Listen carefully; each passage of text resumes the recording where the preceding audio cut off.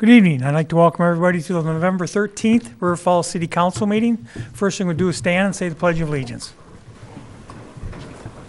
To the flag of the United States of America and to the republic for which it stands, one nation, under God, indivisible, with liberty and justice for all.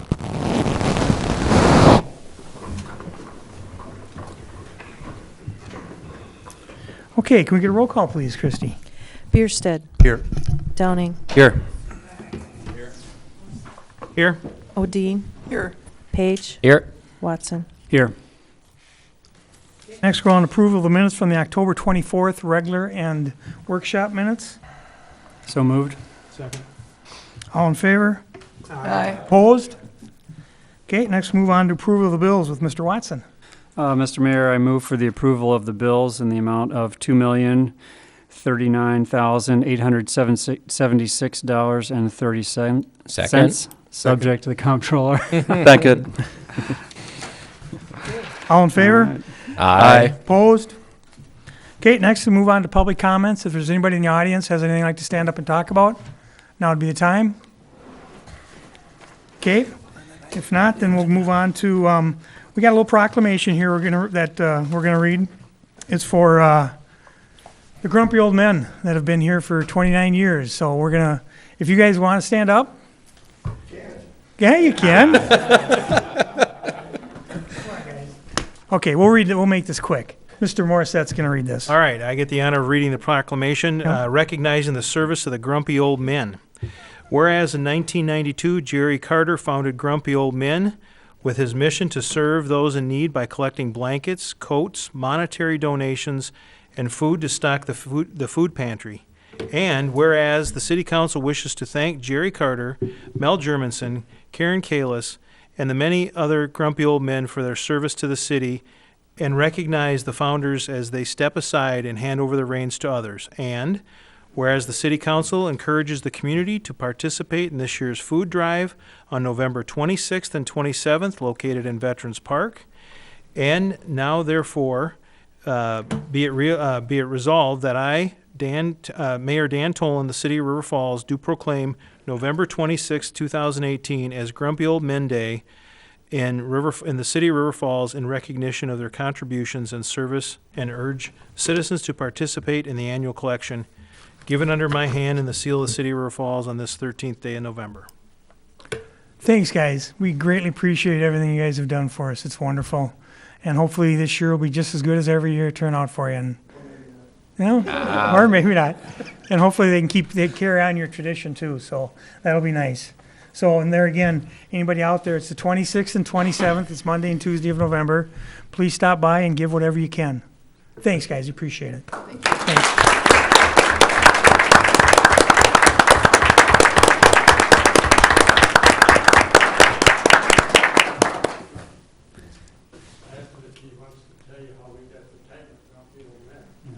Sure. The first year we were down there, we happened to have the journal photographer. And we looked over behind us, and here was the billboard on the wall, the grumpy old man. Fit. So from then on, that's what we call it. Perfect. Okay. Thanks, guys. Thank you. Okay. And then I just want to, seeing as we just got done with Veteran Days, I would just like to shout out to all our veterans out there, ones that are gone, ones that are still around, and ones still protecting us out there in the field. We greatly appreciate your guys' service, and thank you for all that you do for us. We can't recognize you enough, so thank you for everything. So is there any other public comments from anybody? Otherwise, we'll move on to, we got a report from the River Falls Housing Authority, and Director Ann McAlpine will give us an update. Thank you.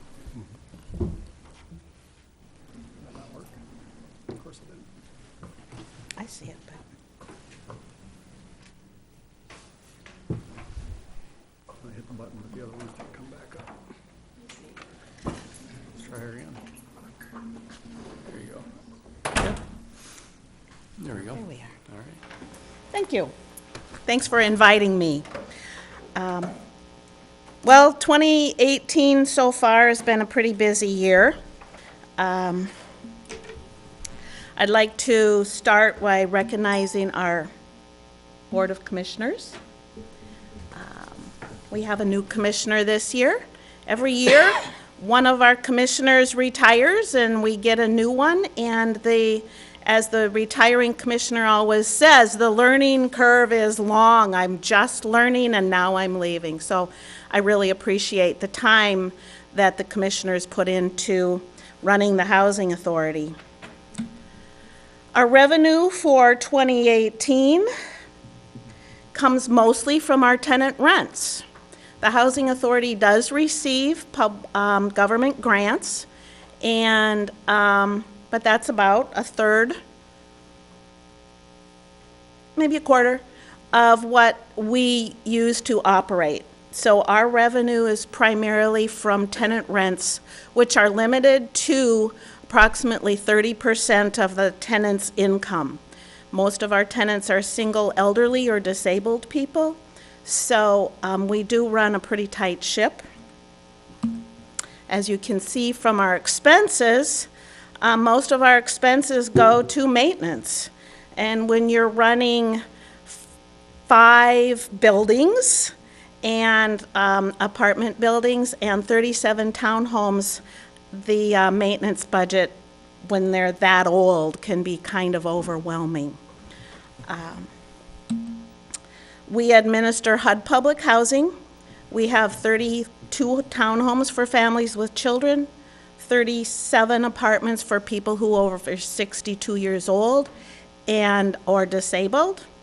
We also administer a HUD program called the Section 8 Housing Choice Voucher Program, which allows people to rent in the private market.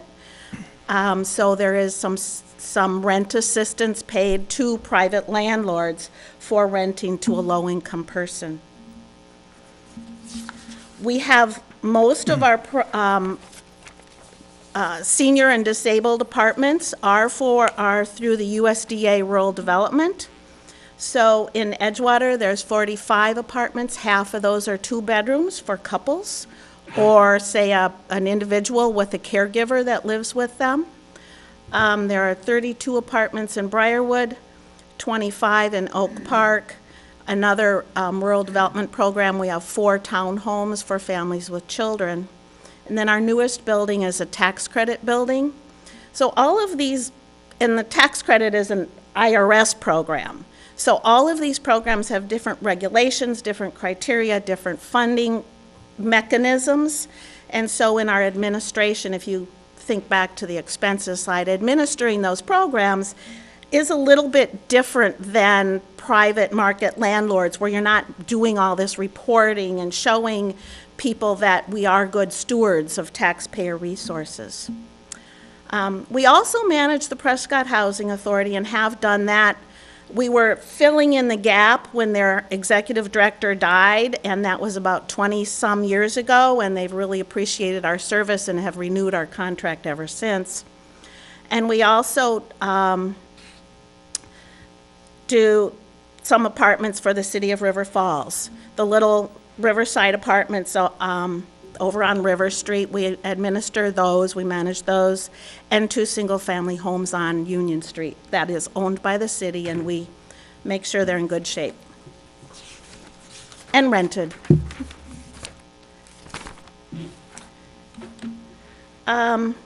This year we had 35 units turnover.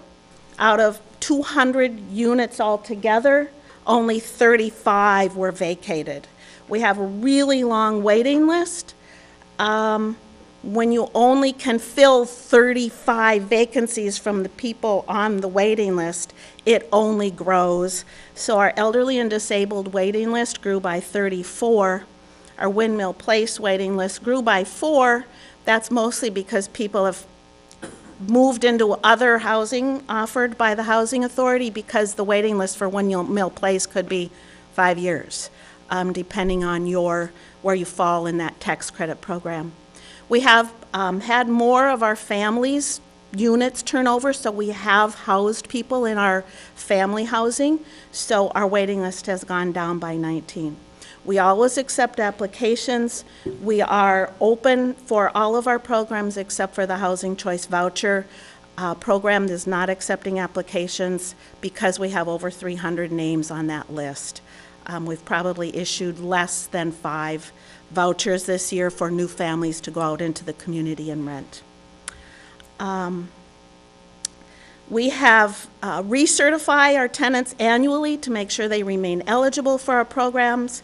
And if whenever they have an income change, we recertify, recalculate the rent, go through that whole process. So we see our tenants on a regular basis and we look at their eligibility criteria annually. So we did 348 annual recertifications and almost 2,000 work orders. Again, that's our maintenance budget. We had 2,000 calls for, will you change my light bulb, unplug my toilet, and other really exciting kinds of repairs.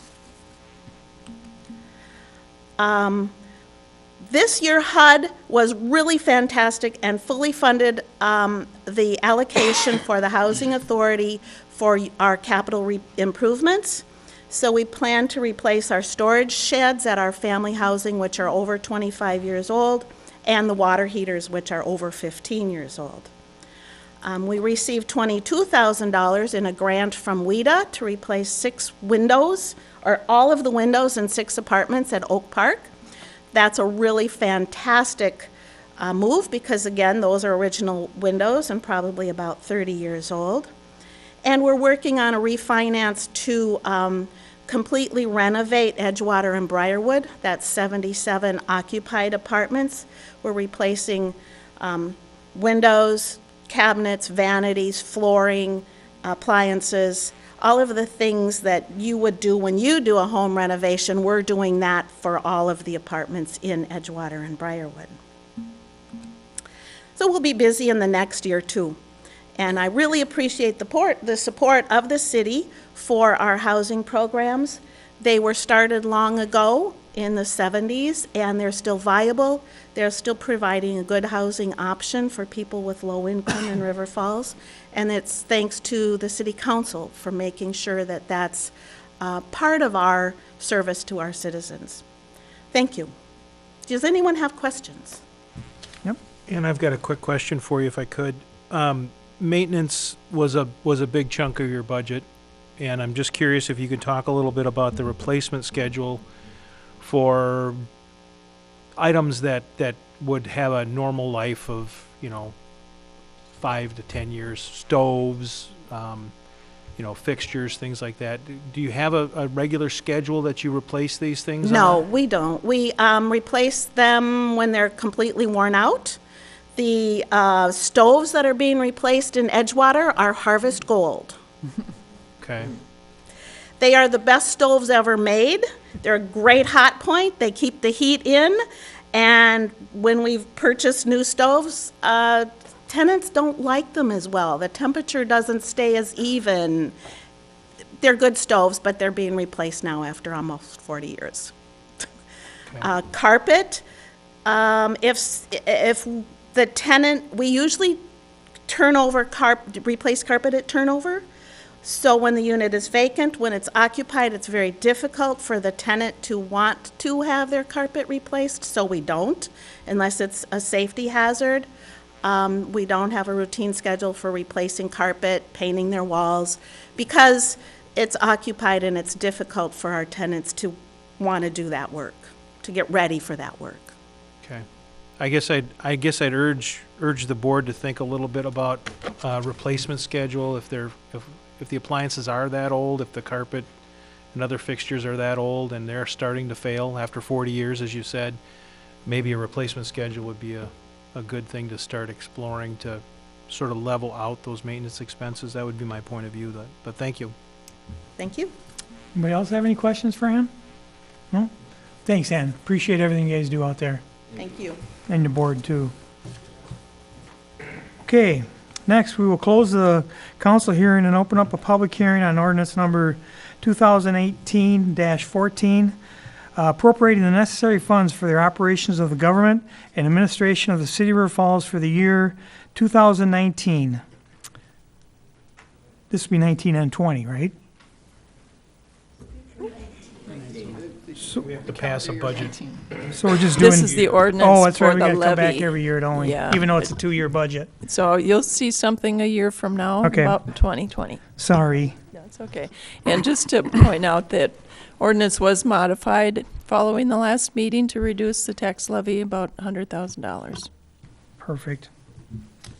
Okay, so is there anybody in the audience has anything like to say about this? Okay, we'll close the public hearing and reopen up the council hearing, and I'll take a motion on this. Mr. Mayor, I make a motion, we approve ordinance 2018-14, appropriating the necessary funds for the operation of the government and administration of the city of River Falls for the year 2019. Second. Questions or comments? I have a couple questions. I see the word sinking funds in here, and I know not everybody probably who are going to be reading this or at home know what sinking funds are. Sinking funds are set aside to pay for large expenses in the future. A sinking fund is used again, we use it for the SCBA equipment. My question is, this may be a good way of getting funding for a project, but is this the correct way of doing it? How is the money in the sinking fund allocated? Where does it come from? And when is it decided what it is for during the process? So sinking funds have a specific purpose and have a specific revenue source. In the case of the SCBA's that you mentioned, we knew we had to purchase all of new equipment. These are the breathing apparatus for the firefighters. We knew that we had to purchase them all at once because of the expiration on the tanks and equipment, and because you want to have some cross-fit between the tanks and the individualized equipment for the firefighters. So normally we do a lot of our replacement of large items like this. We do, as Mr. Morris said, it indicated with the Housing Authority, we may do a fifth every 5 years. We may do a fourth every 4 years. We may do a 10th every 10 years. In the case of a purchase like this, where we think it doesn't make sense to split it up over a number of years, we start collecting the money. So in the case of the SCBA's, I don't believe we collected all the money before the time of the expense, but we started, in that example, we may have started collecting 1/10 of what we needed. And then I think we collected it for 4 or 5 years, so we had about half of the money, and then we could purchase the rest.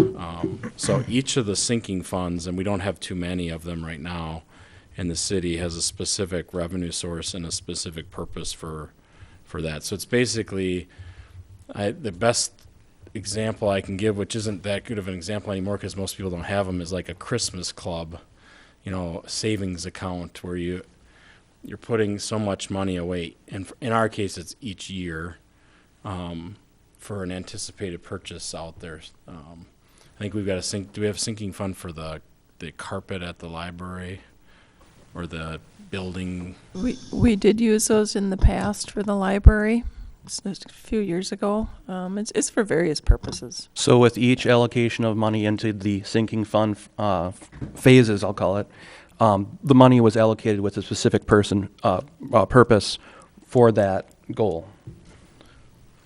The sinking funds have a end in mind, and then we put the money towards that end Right. in mind. All right, that was the nature of the question I wanted to get answered. So thank you for answering that. It was a good answer. And I have one other question regarding the purchase of a new pool liner and filter. As being a member of the park committee, I'm just curious, how long is this projected to last with the new purchase of a pool liner and the filter system? Do you recall in the CIP what we had? I don't recall So how this- long it's going to The last. pool liner and filter system here is expected to be more of a maintenance item than recapitalizing the pool. So I guess let me explain that. And what I mean is it's more of a stopgap, a wear and tear item than a refreshing of the pool. Like it's going to be, solving all the problems that occur with the pool. So the pool liner and filter system that was proposed, my thought on that was it was a 10-year like system, but it depends on. Now we're getting a feel field from my expertise, but essentially it's a big cement tank. And we've got pipes poured in that tank, and we've got the maintenance room. The liner is essentially just what it seems like. It's like putting a garbage bag inside the cement liner. Then you seal up around where the pipes come into that liner.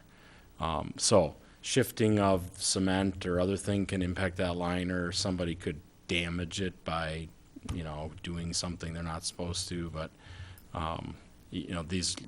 this liner, I don't know when the last time we replaced it. We can certainly find that out for Probably you. in the 2008, 2007. But it's not an original. We're not replacing the original liner of the pool. It's something you do more often than not.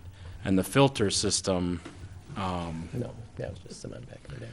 is closer to original than the liner. But again, it's not a whole new, all new pipes and everything. It's basically just kind of fixing some of the wear and tear items of the pool, with the thought that the community will determine what the ultimate decision is going to be for the pool. And so that's the level of investment here is approximately $55,000 in total. So that doesn't buy a whole lot for it. But it's not something we'll be back in the 2021 budget asking you to do again. It's a longer term than that. All right, and I've got one last question then. For the folks at home, could you tell us which 4% of the 2019 to 2020 projects that will be funded by the annual property tax levy? Let me understand your question. Did you ask what 4%? Yeah, it was in the packet. It was talking about how 4% of our projects will be funded by the annual property tax levy.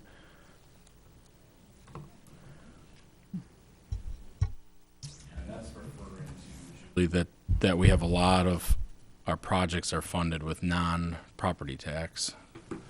So Julie can get you. Okay. So is there any specific ones that were the standouts? Is what I'm asking for, so people have an idea of where that money is going to.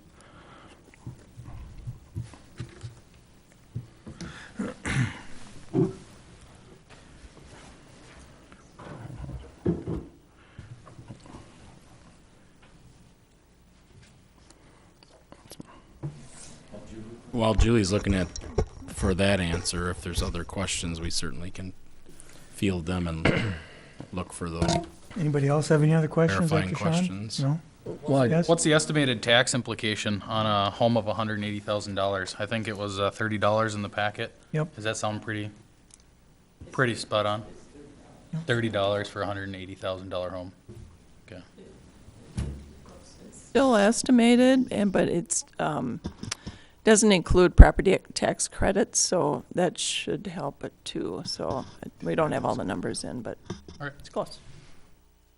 Oh, I think in the tax levy is going towards, oh man, I just don't have it listed exactly that way. But there's several pieces of what we're calling maybe minor equipment, like a new squad car, those kind of things that aren't going to be financed. And there's several of them. I just don't have them listed in here, and my internet doesn't work, so I can't bring it up. But I can get you a list if you need it. Yeah, I'd appreciate it. Thank you, Julie. Okay, Mr. Page, you had a question? Well, no, I was just going to point out page 13 where it talked about the capital programs, but Okay. I see it's only 4% of those. Yep, So, yep. yeah. Okay, any other questions or comments? Second, Christie, can I have a roll call, please? Odine, Yes. Downing, Yes. Morissette, Yes. Gagne, Yes. Watson, Yes. Bierstead, Yes. Page. Yes. Okay, now we'll close the council hearing and reopen another public hearing for request for a combination Class A liquor and Class A beer license. This is for Aldi's Inc., 1567 Sullivan Court. Is there anybody in the audience that has anything like to say about this? Okay, good. We'll call you up in a minute. Okay, so then we'll close the public hearing and reopen up the council hearing. Mr. Mayor, I make a motion so we can have discussion that we approve the combination Class A liquor and Class A beer license for Aldi's 1567 Sullivan Court. Second. Okay, and questions? Mr. Mr. Mayor, Morrison? I would have some questions for the agent, if she would so kindly step to the microphone.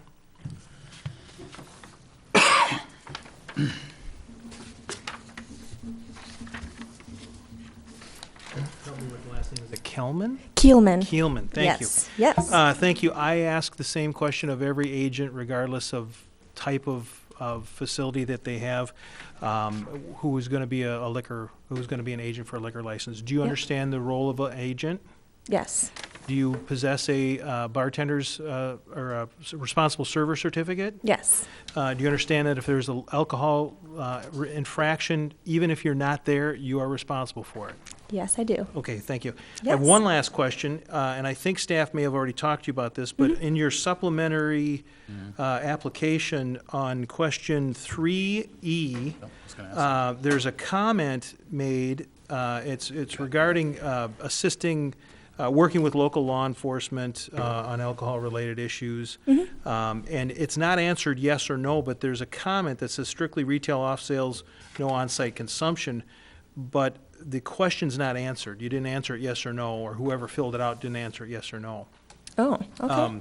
So I'll read the question to you Yeah. to somewhat put you on the spot here, and then I'll ask if you're willing to go back and amend that as part of the approval. Sounds good. The question is, please acknowledge the applicant's ability and willingness to work cooperatively with the city to deal with potential community and law enforcement issues such as neighborhood complaints, littering, disorderly conduct, and other community issues related to alcohol license requirements or issued. And the answers are yes, will cooperate, or no, will not cooperate, and then there's an explanation. And then in the explanation, there's typed strictly retail off sale, no on-site consumption. I think the answer's bigger than that. It's those types of things. So are you Yes. willing to select yes, and you're willing to go back and amend that, or go back and circle the yes Yep. word? And Yes, we will cooperate, and I'll work with my office to get that taken care of for you. okay, I think it's as simple as you or somebody coming in tomorrow and Okay. seeing the clerk and having that just checked, but that satisfies my questions. Thank you. Okay, thanks. Yeah, thank you. Does the council have any more comments or questions about this? I got a question on one of them. It asks about, on C, please acknowledge applicant commitment to provide initial and ongoing training to employees, including to, number 3 and 6 are crossed out. That's gambling and sale of tobacco. Are you guys choosing not to gamble in the facility and not sell tobacco? Yeah, we don't sell tobacco. Fantastic, thanks. Yeah. Everybody's wondering too, when do you guys open? So we're having a non-advertised soft open on 11/16, and then our grand opening is on Monday, and I will be there. So please come. Crazy. Okay, thanks. No, it is advertised. No, it is. Vast viewership we have at home will probably rush to your door. So. We're excited to be in River Falls. Okay. So, got a motion second, all approved? All in favor, however you want to say it? Aye. Not in favor? Sorry. Just, my mind just ain't in it tonight. Okay, next we move on to the consent agenda. Try to pull it together here. Let's see, the first one is a resolution approving agreements to contract with Running Inc. to provide shared ride taxi services for the 2019. The next one is a resolution approving write-off of uncollectible accounts. This resolution would authorize disposition of uncollectible accounts as of October 30th. Prior to this, staff has taken steps to collect on these balances, including small claims, Wisconsin's tax refund intercept program, and chargebacks to other municipalities, and we have had no success. Next one is a resolution regarding wayfinding bids. This would award the bid for the community signage and wayfinding program to Creative Sign Company Incorporated for $120,506 with the amounts budgeted in 19 and 20. The next one is a resolution approving lease agreement for Golfview Tower, Northfields.Wi-Fi.com. This would approve a lease agreement with Northfield Wi-Fi to attach WiMAX broadcast antenna to the Gulfview water tower. Does anybody want to pull anything? Mr. Mayor, I'd like to pull consent agenda items 5 and 6. And I'd like to pull number 8. Anybody else? There's one left. Still time. Okay, I'll take a, Mr. Mayor, I make a motion, we approve consent agenda item number 6, resolution approving write-off. 7. I'm sorry, 7, resolution regarding wayfinding bids. Second. questions or comments? All in favor? Aye. Opposed? Mr. Downey, you pulled 5 and 6. Number 5, resolution approving agreements to contract with Runnings Incorp. to provide share ride taxi services for the year 2019. I would just like the public to know what the entire criteria to how the service providers were picked between Running Inc. To provide share ride taxi services for our city. How they were selected? Yep.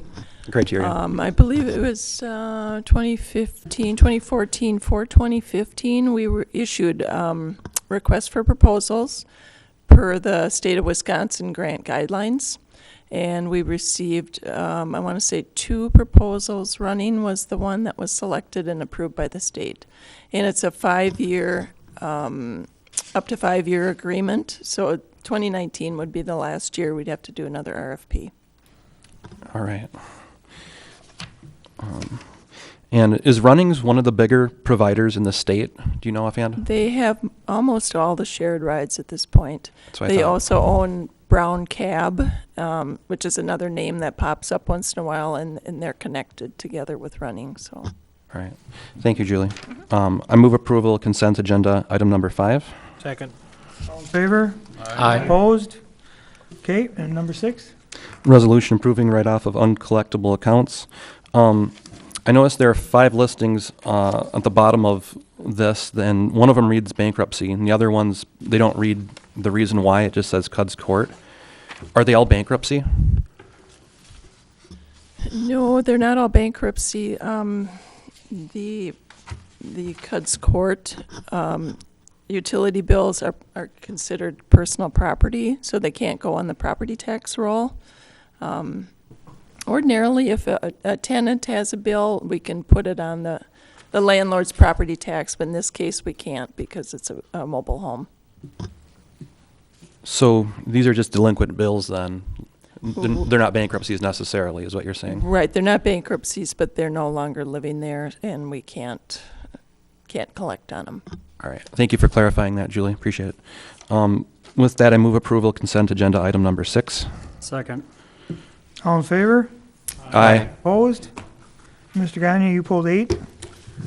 I just have a question for clarity. I think Northfield Wi-Fi approached us to put a broadband tower on the city, and I think that was a solicitation from a township that it has a lack of internet. Is that correct? It came from Northfield, but a member of the Town of Clifton Plan Commission called me and said they were approached by the same company in order to facilitate internet access out in the Town of Clifton. So it was a combination. You know if there's going to be any future use of this company to provide internet service to our residents of the city? I don't know the answer to that. Okay.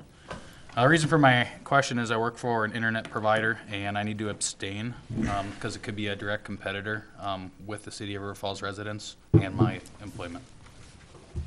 So, I have a question while we're at. What type of services are they actually offering? Are they offering high-speed broadband, or is this simple Wi-Fi? I'm sorry, I didn't ask enough questions. It's okay. They wanted to lease on our tower, and that's all I really focused on. I don't really know what they're going to Okay. serve, but it was regarding the Town of Clifton. That's as far as I went. All right. I know it's hard to get into those places for connectivity in that sense. Mr. Mayor, I move for approval of consent agenda item number 8. Second. All in favor? Aye. Opposed? Okay, next move on to ordinances resolution. Ordinance 2018-15, amending the official map. This is just the first reading and disposition. The public hearing and second reading will be on November 27th. Does anybody on the council have any questions about this? I'm wondering if we've received any feedback. I really haven't seen anything. Not that I know of. Okay. I'm not sure, from the Plan Commission standpoint, I'm not sure, maybe Amy can speak to that. I'm not sure that we publish it to anybody. I mean, it's part of our original maps. From the workshop, I thought. Yeah, but it's in the they'd have minutes, to go but looking for it. I can tell you there was nobody there in attendance other than Plan Commission members. No, so. Amy or Reed, do you know if this is sent to the neighboring Town boards. jurisdictions? Okay. So I mean, it's the city's official map, and it's a power that we have as a city to map and the extraterritorial areas too. So Okay. this isn't something that gets a note card or something to every property where there's a change. It's part of the powers the Plan Commission and the City Council have to provide for orderly development. And there's obviously, if you look at the map, most of it is primary road routes and things like that. Okay. Okay, next move on to, next one is a resolution regarding finance of public works equipment, library improvements, and Lake George Trail. This resolution would approve financing of $516,000 from the First National Bank of River Falls for the purchase of public works equipment, library upgrades, and Lake George Trail construction cost. I will entertain a motion on that. Mr. Mayor, I move for approval of number 10, resolution regarding financing of public works equipment, library improvements, and Lake George Trail. Second. Questions, comments? If I get some clarification, what library improvements are we providing on that? It's for HVAC, called VAV boxes, and lighting. Putting in LED lighting to hopefully save some money on the utility bills. Okay. Any other questions? I guess there is one more follow-up question. So is that some of these improvements be able to use through the Powerful Choices or our local Focus on Energy? Yeah, I know Mike Noreen has been working on the LED lighting on that. So. Gotcha. Thanks. Okay. Anybody else? No? All in favor? Aye. Opposed? Okay, next we'll have the administrator's report. I believe Julie has equipped me with the ability to answer Councilmember Downing's question. So as long as we already have that answer, I think we'll just put it in the record here for you today. So the tax levy sourced projects that are referred to for 2019 are the Glen Park Master Plan implementation. So that's $100,000 in tax levy in 19. Replacement of, that's not 19. Repairs and construction of mechanics office of just under 15,000. Voting machines, 15,000. A new interview room recording system for the police department of 15,000. Those are the 19 projects on that sheet. And then 19 fire detection system at the Public Works facility. That's $7,000. Community signage that you've just approved. A levy portion of that is $30,000 in 19, and there's $10,000 for downtown alley upgrades in 19. So those are the 19 projects that are levy funded, and then there's some 2020 projects that would be, and those are of similar nature. So things like extrication equipment for fire, so that'd be like Jaws of Life, what people refer to as Jaws of Life. That's $50,000 in 20. Emergency weather siren, that's one for $19,000 in 20. Community signage, again, levy portion only is $35,000 in 20. Downtown alley $78,000 in 2020, and then in 2020 for the the projects. There's downtown streetscape and furnishing, so that's like a couple benches and garbage cans. That's 10,000 levy, and River Falls Police Department laptop replacements of 28,000. So that's the small list of equipment that's primarily tax levy funded. And in most cases, there's other funding for those projects. So in the case of, with the exception of voting machines, I think, but like the construction of the mechanics office, there's likely some other funds helping to fund that that are involved with the fleet. Downtown streetscaping bid chips in. Sometimes the chamber does. Sometimes we get donations from Rotary or other clubs to do those projects. So hopefully that was the information you're looking for. Yep. Thank you for the breakdown, Scott. I do have a few other things just to add. So city appreciated the customers' patience with us being closed yesterday for our cleaning and training day. We had City Hall should be smelling lemony fresh today, still from the cleaning. So our employees come in casual dress, and they do some pretty deep cleaning of our public spaces and offices, and we go through the files and get rid of a lot of the files that are dated past the retention dates to keep, and so it's a good purge for us before the first of the year. City offices will be closed for Thanksgiving on November 22nd and 23rd. We're closed both of those days.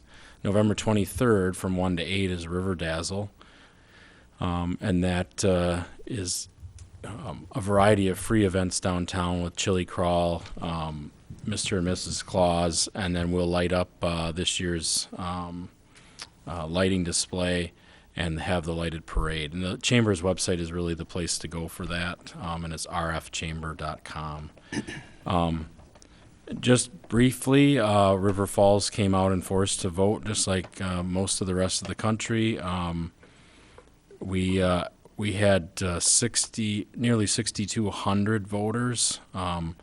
We had almost 2,000 of those voting absentee prior to the day of the election, or some of them, I suppose, came in the day of election through mail. But so about 1,725. There's just 4 votes short of 1,300 that actually came into City Hall and voted in person prior to the election day. So that's a lot. For example, the last midterm we had 600 total absentees. So we about tripled the absentee. We've tried to make it as convenient as possible for voters. And we have total registered voters of 8,800, so it was about a 70% turnout, and that includes election day registration. So some people report without election day registration, then our total would have been higher for percentage, but we just include all that same day. So that was something to be proud of. We'd like to get to 100%. We'll continue to have staffing concerns. We're always looking for people that can work the polls. So, and you can do that as young as 16 in Wisconsin. You can start learning how to work the polls and come help. So we're always looking for people that are willing to do that, because you just can only process so many voters at a time going through the state's process and checking IDs and that. So the only way to process people faster is to have more poll workers. So we'd like everybody's help in identifying folks that can help us out. The community open house, the final concept review for the Kinney Quarter project is this Wednesday from 6:30 to 8. Program will be at 6:45. Final drafts of the project plans, concept drawings, committee members and planners will be there, and it's another opportunity for the community to provide feedback, and especially on the implementation priorities. So the kind of ordering what things we're going to tackle first would be a good time to give your last hurrah on that. With that, I'd be happy to take any other questions. Got a question, Mr. Mayor? Mhm.